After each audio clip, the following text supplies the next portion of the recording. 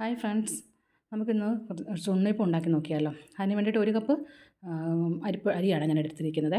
അത് നന്നായി കുതിരാനായിട്ട് 2 മണിക്കൂർ കുതിരാൻ വെച്ചു. കുതിർന്നതിന് ശേഷം വെള്ളം നന്നായി ഊറ്റിയെടുത്തതിന് ശേഷം മിക്സിയുടെ ജാറിലേക്ക് ഇട്ട് 2 ഏലക്കായും ശർക്കര ഉരുക്കിയതും കൂടെ ചേർത്ത് നമുക്കിത് അരച്ചെടുക്കാം. അതിനുശേഷം ഒരു പാളയംകുടം പഴവും കൂടെയാണ് ഞാൻ ഇതിലേക്ക് ആഡ് ചെയ്തിട്ടുണ്ട്.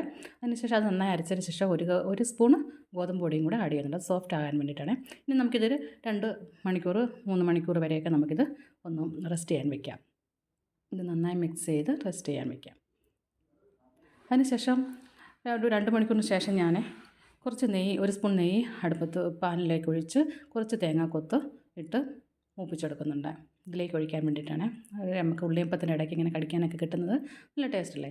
പിന്നെ നമുക്ക് എള്ള്, കറുത്ത എള്ളോ ഒക്കെ നമുക്കിതിലേക്ക് ആഡ് ചെയ്യാം. കുറച്ച് എള്ളും കൂടി ഞാൻ എടുത്തിട്ടുണ്ട്. ഈ തേങ്ങ നന്നായി മൂത്ത് വരുമ്പോൾ തീ ഓഫ് ചെയ്ത് അതിലേക്ക് എള്ളും കൂടി ഇട്ട് മൂപ്പിച്ചിട്ട് നന്നായി തണുത്തതിന് ശേഷം മാത്രം ഇതിലേക്ക് ഒഴിക്കുക. എന്നിട്ട് ഇത് നന്നായി മിക്സ് ചെയ്യുക.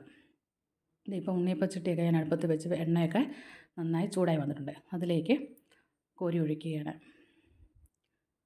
ഇത് തിരിച്ചും മറിച്ചും ഇട്ട് നമുക്ക് മൂപ്പിച്ച് എടുക്കാം. ഉണ്ണിയപ്പമൊക്കെ നന്നായി പൊങ്ങി വരാൻ തുടങ്ങണം. നല്ല സോഫ്റ്റ് ഉണ്ണിയപ്പമാണ്. എല്ലാവരും ഒന്ന് ട്രൈ ചെയ്യണേ. അപ്പോൾ ഇത് ഉണ്ണിയപ്പമൊക്കെ നന്നായി മൂത്ത് വന്ന് 2 വശവും മൂത്ത് വന്നിട്ടുണ്ട്.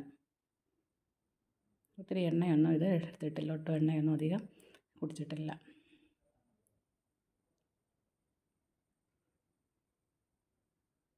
ഉണ്ണിയപ്പം ഇപ്പം നന്നായി റെഡി ആയിട്ടുണ്ട്. എല്ലാവരും ട്രൈ ചെയ്യണേ. Thank you.